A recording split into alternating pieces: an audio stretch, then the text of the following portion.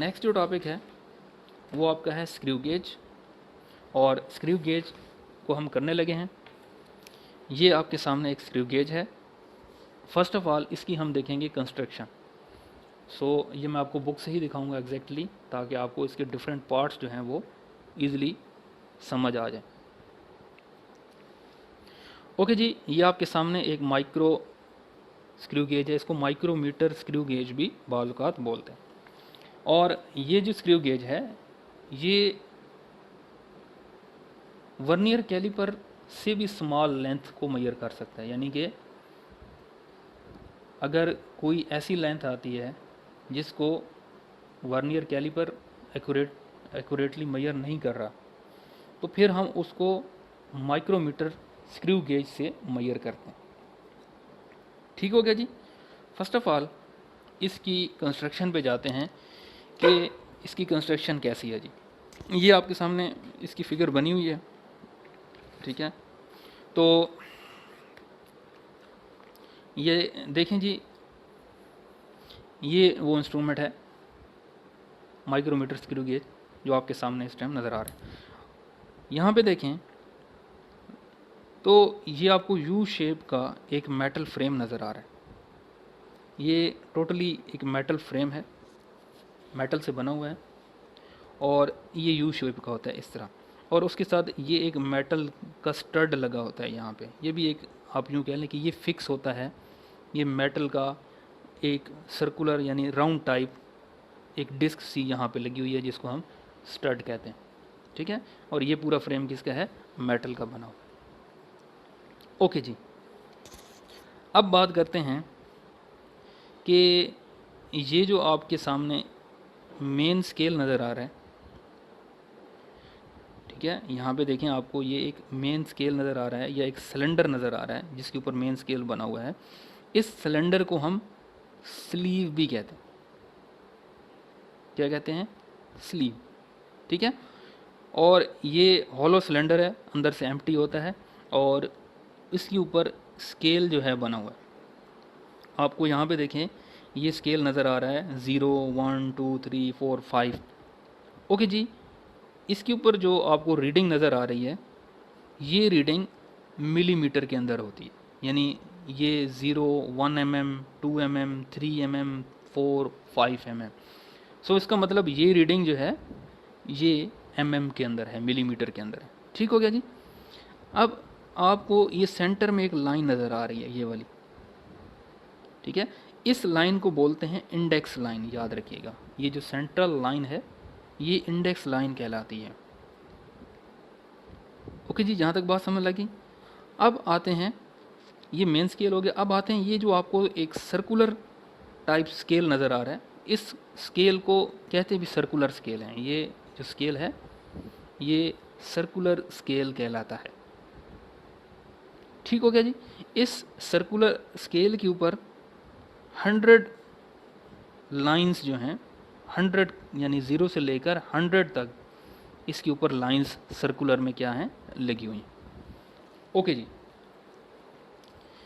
ये जो आपके सामने पूरा पार्ट नज़र आ रहा है ये क्या होता है, इसको कहते हैं थिम्बल, और ये रोटेशन करता है। यानी ये जो है ऐसे रोटेशन करता है इस डायरेक्शन में, यूं करके ये क्या करेगा, रोटेशन करेगा। ओके जी।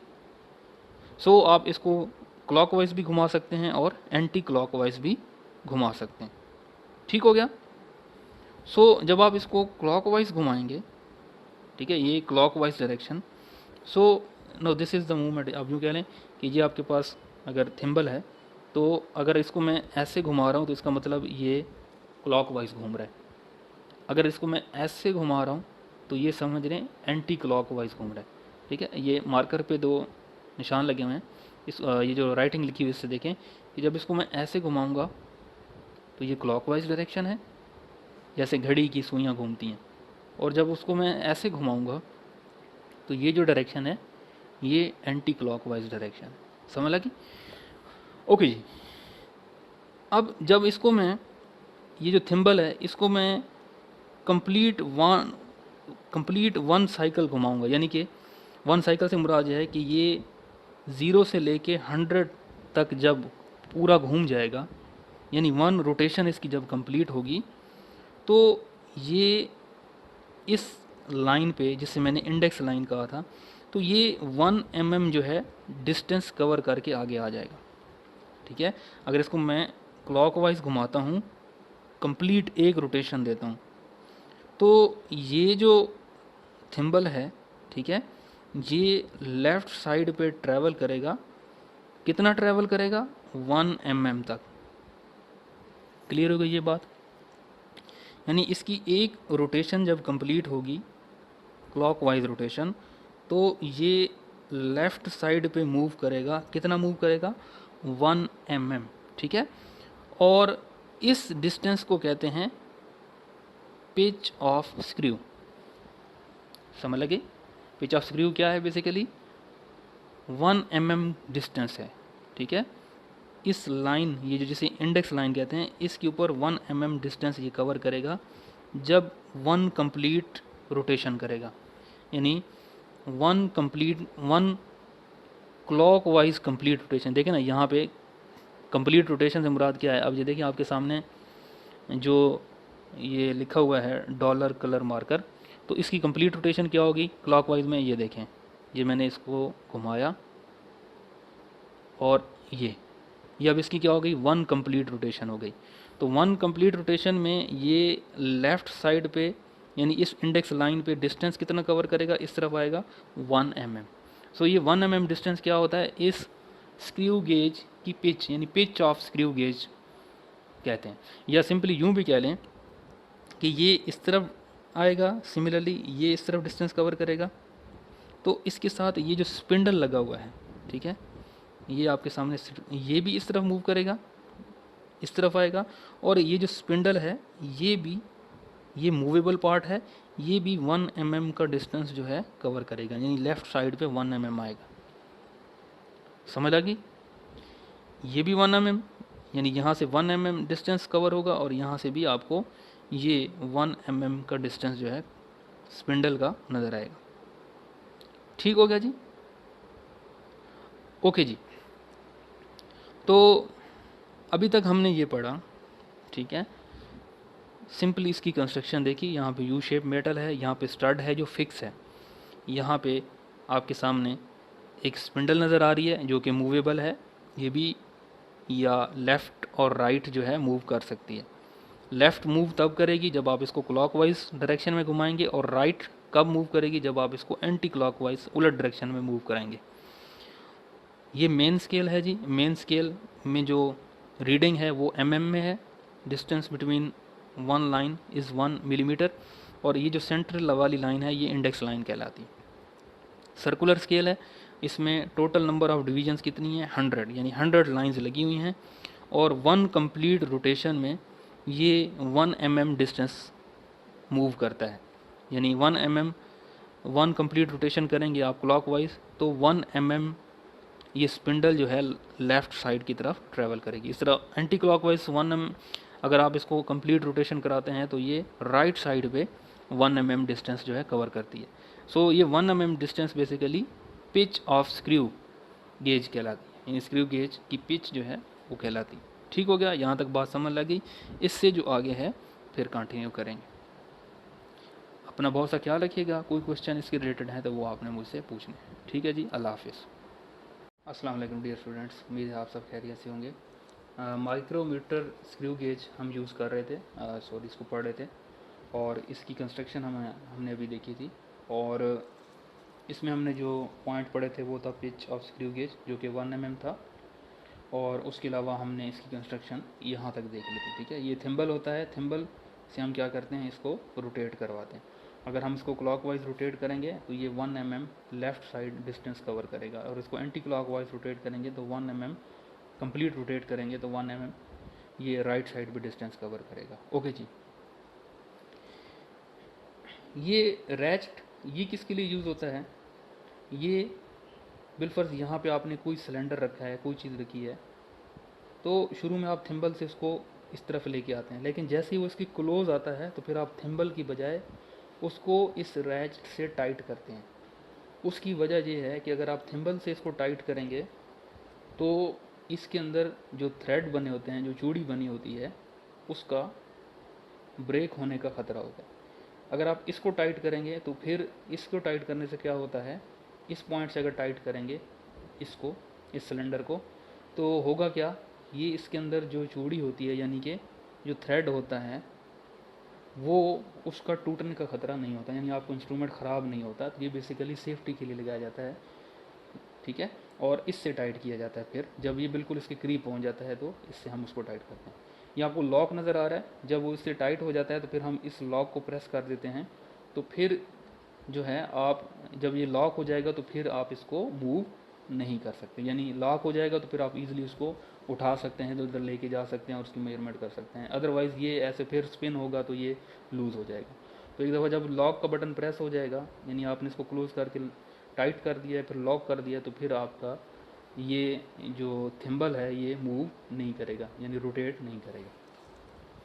ठीक हो गया जी। ओके जी। अब इसके अंदर जो थ्रेड होता है, यानी कि इसके अंदर जो चूड़ी बनी होती है, एक चूड़ी और दो चूड़ी के दरमियान डिस्टेंस कितना होता है, 1 mm का। तभी जब 1 कंप्लीट रोटेशन होती है तो वो 1 mm डिस्टेंस जो है मैयर, यानी 1 mm डिस्टेंस जो है आगे मूव करता है लेफ़्ट साइड पे या राइट साइड पे। सो बेसिकली इसके अंदर जो चूड़ी होती है यानी नट के अंदर, तो वो जो नट है या नट के अंदर जो चूड़ियाँ होती हैं ऐसे, उनके दरमियान डिस्टेंस बेसिकली क्या होता है, 1 mm का। तो एक कंप्लीट रोटेशन पे वो 1 mm डिस्टेंस जो है, यानी 1 mm चूड़ी मुकम्मल होती है तो वो आगे जाता है। ठीक हो गया जी। अब हम फाइंड आउट करने लगे हैं कि इसका लीस्ट काउंट कैसे निकालेंगे। ओके जी, सिंपली इसका लीस्ट काउंट निकालने का फार्मूला क्या है जी, वो देखते हैं। ओके जी, अब हम लीस्ट काउंट निकालने लगे हैं। तो लीस्ट काउंट, ठीक है, इसके लीस्ट काउंट का फार्मूला है pitch of screw gauge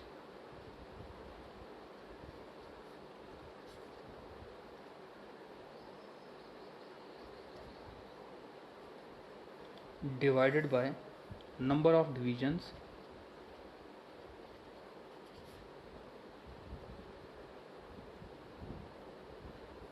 on circular scale. ठीक है,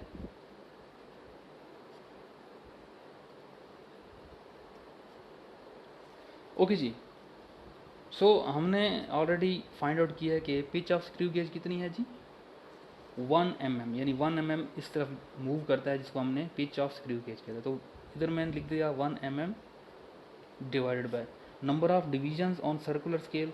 सर्कुलर स्केल पे कितनी डिविजन्स हैं, 100, तो डिवाइडेड बाय 100। ओके जी, कैलकुलेटर से इसको डिवाइड करें, 1 डिवाइड बाय 100 करें तो ये आपके पास आ जाएगा 0.01 mm।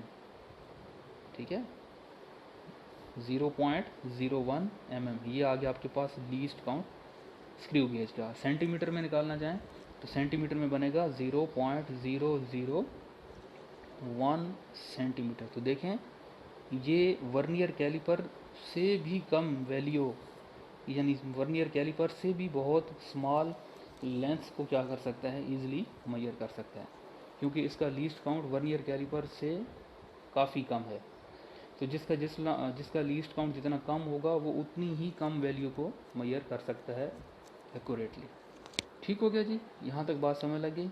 ये हमने क्या चीज़ निकाली है, लीस्ट काउंट भी इसका निकाल लिए। ओके जी, कंस्ट्रक्शन हो गई, लीस्ट काउंट हो गया। अब हम नेक्स्ट जो स्टेप है वो मेजरमेंट, कि हम कैसे मेजरमेंट लेंगे किसी भी चीज़ की, किसी भी लेंथ की या किसी भी डायमीटर की मेजरमेंट कैसे लेंगे। ठीक है, सो मेजरमेंट्स हम लेने लगे हैं। सबसे पहले हम सिंपली मेजरमेंट लेते हैं कि कैसे इसको हमने यूज़ करना है। तो उसको आपने ज़रा गौर से देखना है। यहाँ पे देखें, इस तस्वीर को जूम करता हूँ, ठीक है, ये आपके सामने जो है एक माइक्रोमीटर स्क्रू गेज पड़ा हुआ है। सो फर्स्ट ऑफ ऑल हम क्या करेंगे, ये एक पतली सी छोटी सी जो वायर है देखें, या बिल्कुल पतली सी वायर है, उसका डायमीटर भी निकाल लेती है। ठीक है ना, छोटी पतली सी वायर जो है, अब हम उसका डायमीटर भी इससे निकालने लगे। तो देखें कितनी छोटी लेंथ, कितने छोटे डायमीटर को ये मेजर कर रहा है। ओके जी, बिलफर्स मैंने एक वायर का छोटा सा पीस लिया, ठीक है, और इसको मैं स्टड और स्पिंडल, ठीक है, ये स्टड था आपका और ये क्या था जी, स्पिंडल, इसके दरमियान इस तरह ये थिम्बल जो है, इससे इसको मैं क्लॉकवाइज घुमाऊंगा तो ये ऐसे लेफ़्ट साइड पे मूव करता करता करता करता ये इसके साथ यहाँ पे करीब आ जाएगा, और फिर रेस्ट से इसको मैं टाइट कर दूँगा।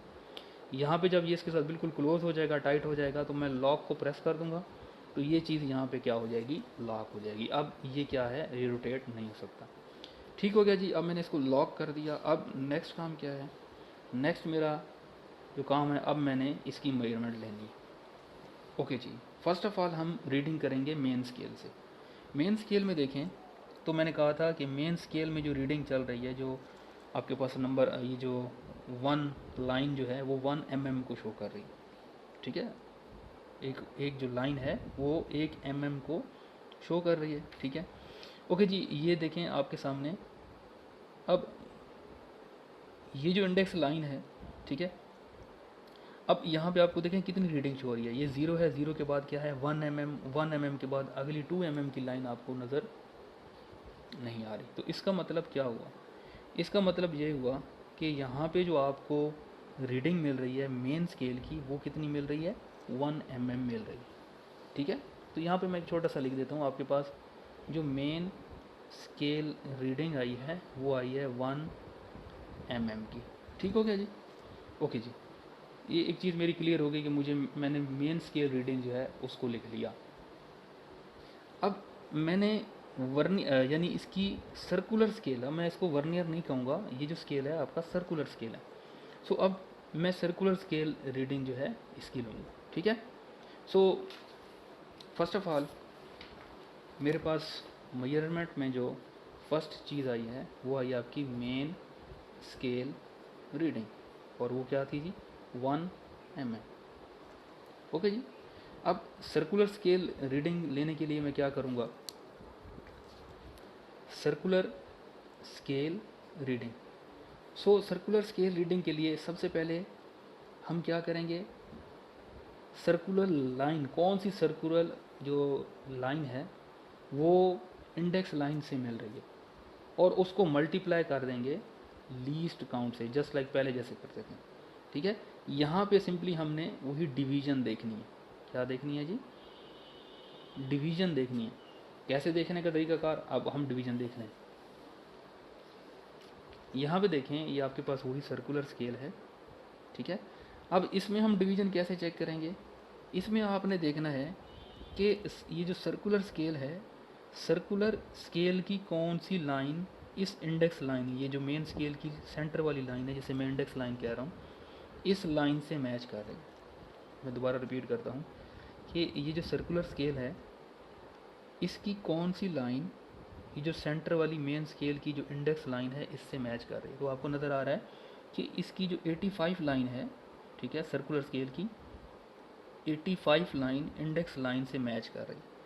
ओके जी, तो अब मेरे पास डिवीज़न क्या आ गई, 85, ठीक है, डिवीज़न क्या आ गई 85 की, 85 डिवीज़न जो है वो मैच कर रही थी इंडेक्स लाइन से। ओके जी, तो मेरे पास अब ये 85 मल्टीप्लाई लीस्ट काउंट क्या था जी, लीस्ट काउंट हमने फाइंड आउट किया था, वो आपके पास किस चीज़ की इक्वल था मिलीमीटर में, 0.01 0.01 mm, ठीक है। ओके जी, मैं इसको मल्टीप्लाई कर दूंगा 85 को, जब आप इससे मल्टीप्लाई करेंगे 0.01 mm से, तो ये आपके पास रिज़ल्ट आएगा 0.85 mm। ठीक हो गया जी, यहाँ तक बात समझ लगी। ओके जी, अब देखें मेरे पास दोनों रीडिंग्स आ चुकी हैं, मेरे पास मेन स्केल रीडिंग भी आ गई है और मेरे पास सर्कुलर स्केल रीडिंग भी। इसको मैं वर्नियर स्केल नहीं कहूँगा, सर्कुलर स्केल कहूँगा, लेकिन मेथड दोनों का क्या है, तकरीबन सेम है। ठीक हो गया जी। अब मेरे पास टोटल रीडिंग क्या होगी जी, टोटल रीडिंग मेरे पास main scale reading plus circular scale reading. ठीक है जी, मेन स्केल रीडिंग कितनी है जी, 1 mm, plus circular scale reading क्या है जी 0.85 mm। ओके जी, कैलकुलेटर उठाएं और उनको ऐडअप कर दें, आपके पास क्या आ जाएगा 1.85 mm। लें जी, अब आपने क्या किया, आपने screw gauge micrometer screw gauge से भी मेजरमेंट ले ली। ठीक है, अभी हमने इसके अंदर ज़ीरो एरर करेक्शन नहीं की, अभी जस्ट हमने क्या किया है सिंपल मेजरमेंट्स लिया है। एक वायर का डायमीटर निकाला है, पतली सी वायर थी, उसका डायमीटर हमने माइक्रोमीटर स्क्रू गेज इस्तेमाल करते हुए वो फाइंड आउट कर लिया। ठीक है, कल हम इंशाल्लाह नेक्स्ट लेक्चर में हम इंशाल्लाह इसकी ज़ीरो एरर करेक्शन भी देखेंगे कि इसकी हम ज़ीरो एरर जो पॉजिटिव और नेगेटिव ज़ीरो एरर इसमें अगर आएगा इंस्ट्रूमेंट में होगा तो उसको हमने इस रिज़ल्ट में कैसे करेक्ट करना है। अभी हमने just direct without correcting zero error हमने डायरेक्ट उसकी क्या ली है मेजरमेंट ली। उम्मीद है आपको यहाँ तक रीडिंग लेने तक जो है ये सारी कहानी आपको समझ लगी होगी। इसमें कोई क्वेश्चन हो तो आपने मुझसे पूछना है। अपना ख्याल रखिएगा जी, अल्लाह हाफ़िज़। अस्सलाम वालेकुम डियर स्टूडेंट्स, उम्मीद है आप सब खैरियत से होंगे। ओके जी, आज हम फर्दर उसी स्क्रू गेज को आगे लेके चलेंगे और आज हमने उसके ज़ीरो एरर को कैसे कैलकुलेट करना है वो पढ़ने लगे। इसके लिए आपने बुक को सामने रखना है और बुक का है जी पेज नंबर 14 और इस 14 पेज नंबर पे ये डायग्राम मैं यहाँ पे सामने रख रहा हूँ ताकि आपको समझ लग सके। ओके जी, यहाँ पे देखें, सबसे पहले चेक कैसे करेंगे कि या ये इंस्ट्रूमेंट ठीक है या ठीक नहीं है, या इसमें कोई ज़ीरो एरर है या नहीं है। तो इसको चेकआउट करने के लिए आप देखें तो ये जो सर्कुलर स्केल है इसकी ज़ीरो लाइन इस इंडेक्स लाइन से मैच कर रही है, यानी उसकी ज़ीरो लाइन ये जो सेंटर वाली लाइन है इससे मैच कर रही है। ये ज़ीरो लाइन सर्कुलर स्केल की इंडेक्स लाइन से मैच कर रही है, तो इसका मतलब ये है कि इसमें कोई ज़ीरो एरर मौजूद नहीं है। ठीक है, नो ज़ीरो एरर, ये इंस्ट्रूमेंट आपका बिल्कुल ठीक है। ओके जी, चलें जी, इसमें कोई एरर नहीं है तो ये तो आपने सिंपल उसी तरह रीडिंग लेनी है जैसे प्रीवियसली हमने काम किया। ओके जी, बिलफर्ज आप एक और इंस्ट्रूमेंट लेते हैं और जब आप उसके सर्कुलर स्केल यानी स्पिंडल को स्टड के साथ जोड़ते हैं, अभी आप कोई चीज़ उसमें लगाई नहीं है, यानी कंप्लीट उसको मिला देते हैं स्पिंडल को स्टड के साथ, तो यहाँ पे देखें ये जो इंडेक्स लाइन है वो उसके ज़ीरो लाइन से यानी सर्कुलर स्केल का जो ज़ीरो है उससे मैच नहीं कर रही। ठीक है, जो सर्कुलर स्केल का ज़ीरो है वो इंडेक्स लाइन के ज़ीरो के ऊपर एग्जैक्टली नहीं है। कहाँ है जी, वो तो पीछे रह गया, अभी उसने आना है।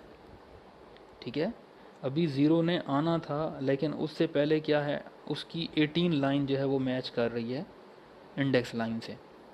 तो जब भी ज़ीरो अभी बिहाइंड है, यानी ज़ीरो की बारी अभी आनी थी लेकिन ज़ीरो पीछे रह गया, बिहाइंड रह गया, तो जब भी ज़ीरो बिहाइंड यानी पीछे रह जाएगा और वो मैच नहीं करेगा इंडेक्स लाइन के साथ। अब इस केस में देखें, अभी ज़ीरो ने ऊपर आना था, इस साइड पे आना था, लेकिन ये क्या है, पीछे हो गया है, बैक है, बिहाइंड है। तो ये जो आपका ज़ीरो एरर कराएगा ये आपका पॉजिटिव ज़ीरो एरर होगा। ठीक है, कौन सा zero error, positive zero error.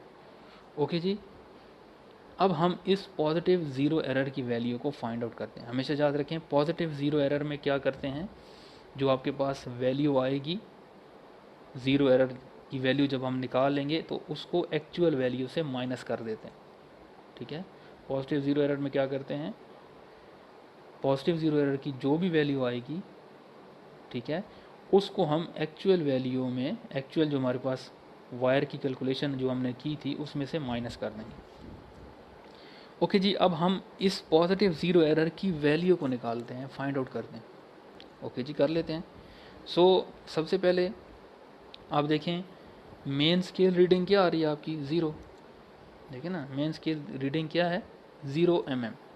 Okay जी, सो यहाँ पे अब मैं मेन स्केल रीडिंग लिख रहा हूँ जो कि है 0 mm।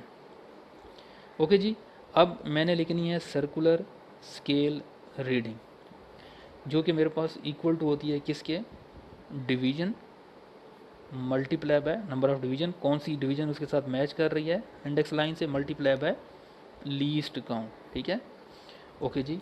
First of all check करते हैं कि कौन सी डिवीजन जो है वो इसके साथ मैच करे। तो यहाँ पे देखें, ये आपके पास देखें 15, 16, 17 और 18, 18वीं लाइन जो है, ठीक है, 18 डिवीजन जो है वो इंडेक्स लाइन से मैच कर रही है। ओके जी, तो अब मेरे पास क्या आया, अब सर्कुलर स्केल रीडिंग मैं ले रहा हूँ तो मेरे पास डिवीजन क्या आ रही है 18, जो मल्टीप्लाई लीस्ट काउंट क्या था जी 0.01 mm। ठीक है जी, जब आप इसको मल्टीप्लाई करेंगे तो ये आपके पास क्या आ जाएगा 0.018 mm। ठीक है, इसको जब आप मल्टीप्लाई करेंगे तो आपके पास 0.18 mm जो है ये क्या चीज़ आ जाएगी, ये आपके पास सर्कुलर स्केल की रीडिंग आ जाएगी। ओके जी, सो आपके पास फिर टोटल रीडिंग क्या होगी,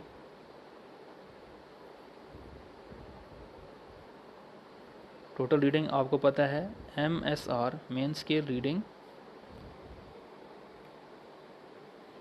plus circular scale reading. Okay जी, यहाँ पे आपके पास मेन स्केल रीडिंग क्या है जी 0 mm plus circular scale reading क्या आई थी जी 0.18 mm।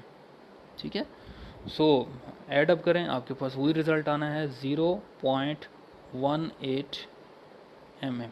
ठीक है, सॉरी, सो ये हमारे पास क्या आई थी टोटल रीडिंग। अब ये हमारे पास ज़ीरो एरर आ गया है,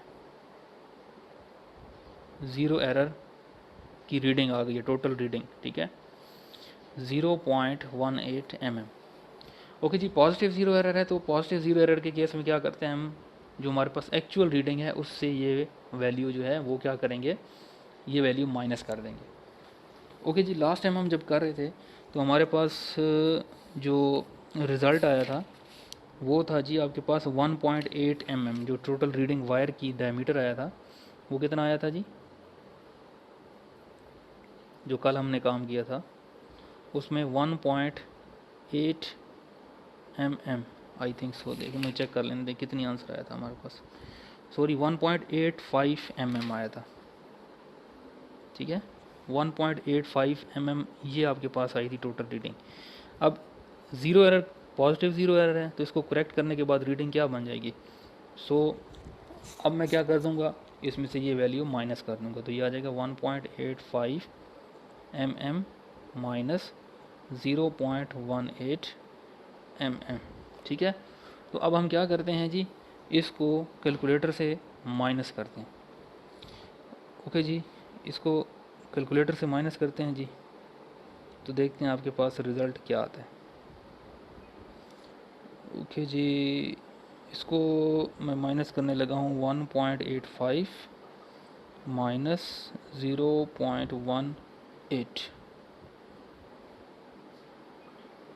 दोबारा से करते हैं 1.85 माइनस 0.18, तो रिज़ल्ट आया 1.67। ठीक है, 1.67 mm। सो अब ये आपके पास जो रीडिंग आई है ये after correcting zero error 1.67 mm ये रीडिंग आपके पास क्या है आ चुकी है। ठीक है, यहाँ तक उम्मीद है आपको समझ लग गई होगी। ये अभी आज हमने किया है कि पॉजिटिव ज़ीरो एरर को कैसे हमने कैलकुलेट करना है। ठीक है, so positive zero error calculate करने का तरीका पता चल गया और उसको करेक्शन कैसे करनी है, एंड पे जाके हम इसको एक्चुअल रीडिंग से क्या कर देंगे, माइनस कर देंगे। ठीक है जी, यहाँ तक बात समझ लगी। यहाँ तक आपको कोई क्वेश्चन हो इससे रिलेटेड तो वो आप मुझसे पूछ सकते हैं। ये आप आज आपका सिर्फ यही काम है कि आपने इस एरर की करेक्शन करनी है। मैं सेकंड एरर इसलिए नहीं पढ़ा रहा, फिर आप उसमें कंफ्यूज हो जाएंगे, ठीक है। तो आज हमने जस्ट पॉजिटिव ज़ीरो एरर को चेक किया है, पढ़ा है कि पॉजिटिव ज़ीरो एरर हम पता कैसे चलेगा पॉजिटिव ज़ीरो एरर है। हमें पता चलेगा किस तरह, जब ज़ीरो बिहाइंड होगा, ठीक है, पीछे अभी ज़ीरो ने आगे आना है, क्लॉकवाइज मैं इसको घुमा रहा हूँ।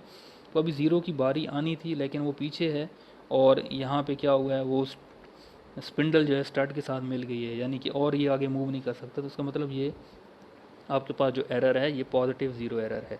निकालना कैसे है, मैंने आपको सारा मेथड ये बता दिया है। ये पूरा मेथड है पॉजिटिव ज़ीरो एरर को, यानी ज़ीरो एरर को कैलकुलेट करने का, ठीक है। हमने मेन स्केल रीडिंग लेनी है जो कि 0 mm थी। सर्कुलर स्केल में क्या करना है, हमारे पास डिवीजन चेक करेंगे 18 और उसको लीस्ट काउंट से मल्टीप्लाई कर देंगे। टोटल रीडिंग आप क्या होगी, इन दोनों को एडअप करेंगे तो ये अभी zero error, positive zero error की रीडिंग आई है। हमने इस इंस्ट्रूमेंट से जो रीडिंग ली हुई थी वायर की डायमीटर की, वो 1.8 mm थी। तो चूंकि इसमें ज़ीरो एरर था इस इंस्ट्रूमेंट में, पॉजिटिव ज़ीरो एरर, तो हमने ये वाली रीडिंग जो है वो माइनस कर देनी है। तो ये आपके पास 1.67 जो है, ये रीडिंग अब आपके पास क्या है, एक्चुअल रीडिंग आई है आफ्टर करेक्टिंग ज़ीरो एरर। ठीक है जी, यहाँ तक कोई पॉइंट आपको समझ ना आया हो तो वो पूछ सकते हैं। अपना बहुत सा ख्याल रखिएगा जी, अल्लाह हाफिज़। अस्सलाम वालेकुम डियर स्टूडेंट्स, उम्मीद है आप सब खैरियत से होंगे। लास्ट टाइम जो है हम ज़ीरो एरर हमने निकाला था, positive zero error screw gauge का। आज हम जो काम करने लगे हैं वो हम उसी से रिलेटेड ही है। आज हम फाइंड आउट करेंगे कि नेगेटिव ज़ीरो एरर जो है वो कैसे फाइंड आउट करना है, या हमें कैसे पता चलेगा कि इस स्क्रू गेज में जो एरर है वो नेगेटिव है। ओके जी, इसको फाइंड आउट करने का सिंपल मेथड ये है कि जब आप स्पिंडल को और स्टड को आपस में जोड़ेंगे, अभी आपने कोई लेंथ उसमें नहीं रखनी। सो अगर आपके पास कुछ इस तरह की कंडीशन बन रही है, ठीक है, ये क्या कंडीशन है, अब इसमें ज़रा गौर से देखें आप कि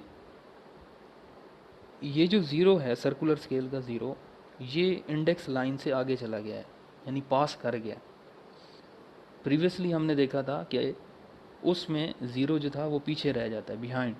अब इसमें क्या किया है, फॉरवर्ड हो गया, आगे चला गया है, पास हो गया, यानी पास आउट कर दिया, ज़ीरो की वैल्यू आगे निकल गई है। तो ये जो ज़ीरो एरर होगा, ये ज़ीरो एरर कहलाएगा नेगेटिव ज़ीरो एरर। ठीक है, इसको हम क्या कहेंगे, नेगेटिव ज़ीरो एरर। कैसे पता चला कि आपके सर्कुलर स्केल का ज़ीरो जो है वो इंडेक्स लाइन से पास आउट कर गया, आगे चला गया थोड़ा सा। ठीक है, तो इस केस में जो आपके पास ज़ीरो एरर होगा वो नेगेटिव ज़ीरो एरर कहलाएगा। सो नेगेटिव ज़ीरो एरर को क्या करते हैं, नेगेटिव ज़ीरो एरर में उसी तरह हम नेगेटिव ज़ीरो एरर की वैल्यू को फाइंड आउट करेंगे, यानी कि उसकी वैल्यू को कैलकुलेट करेंगे, और फिर कैलकुलेट करने के बाद हम क्या करेंगे जी, उसको एंड पे जो हमारे पास टोटल वैल्यू बनेगी उसमें क्या कर देंगे, उसकी एडिशन कर देंगे। ठीक है, सो सबसे पहले हम क्या करेंगे, मेन स्केल रीडिंग लेंगे। ठीक है, मेन स्केल रीडिंग जो है वो आपके पास क्या आ रही है, zero. So main scale reading हमारे पास क्या आई जी, अब इस केस में देखें आपके पास जो मेन स्केल रीडिंग है वो क्या आ रही है जी, 0 mm। ओके जी, अब हमने लेनी है सर्कुलर स्केल रीडिंग। उसके लिए again number of division multiply by least count. Okay जी, सो नंबर ऑफ डिवीजन्स पहले हम देखेंगे, फिर लीस्ट काउंट क्या है जी, 0.01 mm।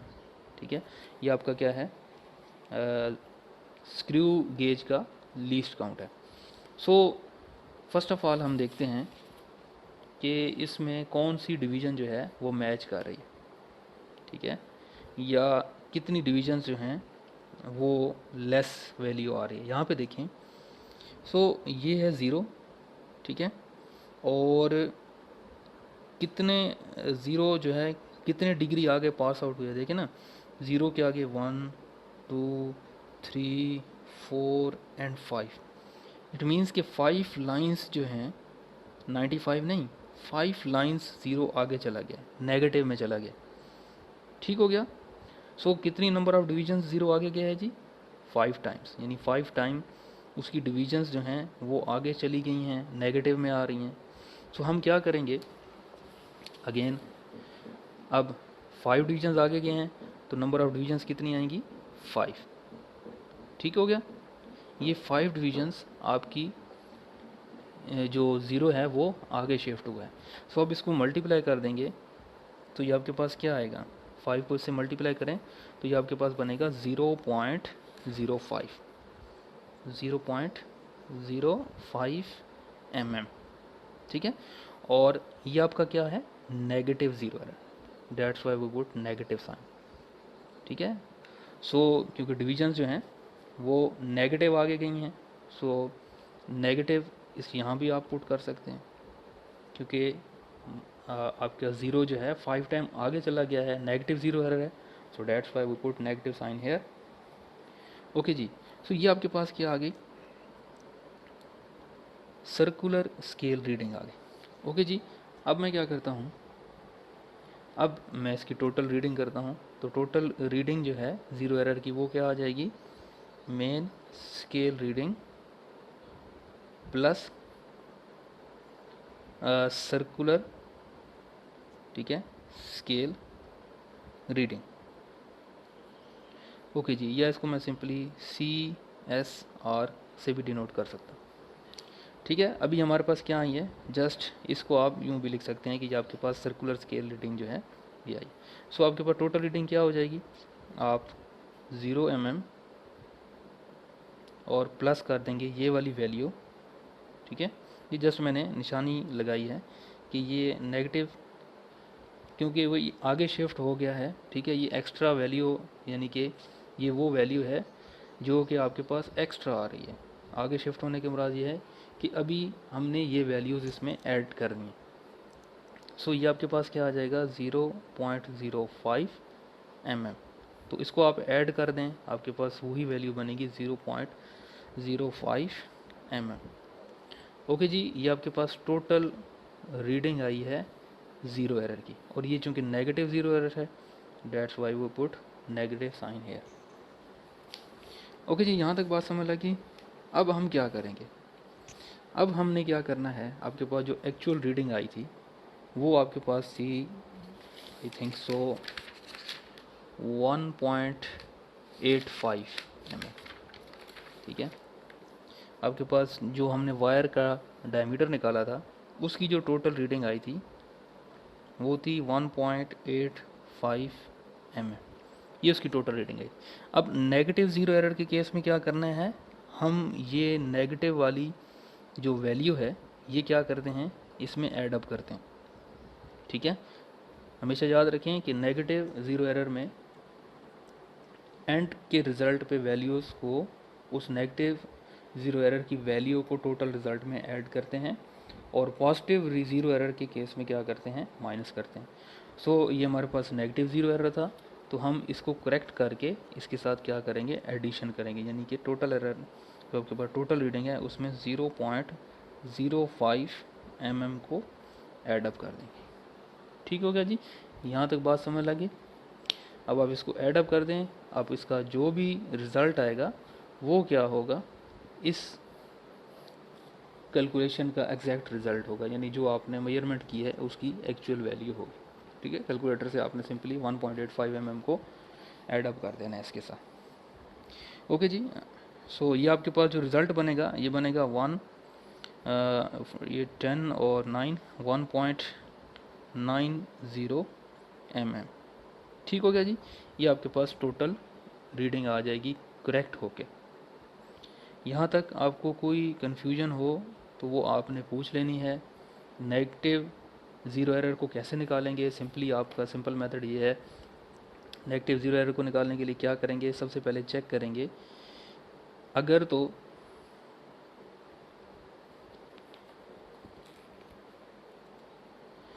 यहाँ पे देखेंगे, अगर सर्कुलर स्केल का ज़ीरो आगे चला जाता है, पास आउट हो जाता है, यानी कि इंडेक्स लाइन से तो आगे चला गया है, तो इसका मतलब ये है कि अब आपका जो एरर है वो नेगेटिव ज़ीरो एरर आने लगा।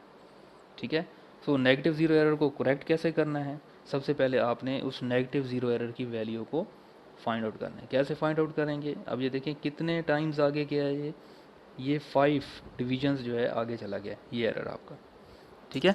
सो हम करेंगे क्या, हम बेसिकली ये 5 डिवीजन को उसके लीस्ट काउंट से मल्टीप्लाई कर देंगे, जो आएगा आपके पास 0.05 mm, ठीक है। ये नेगेटिव साइन शो कर रहा है कि ये नेगेटिव ज़ीरो एरर है, और नेगेटिव ज़ीरो एरर की करेक्शन में क्या करते हैं, एडिशन करते हैं, एंड पे जो टोटल रिजल्ट आता है उसमें उस वैल्यू को हम सिंपली ऐड अप करते हैं।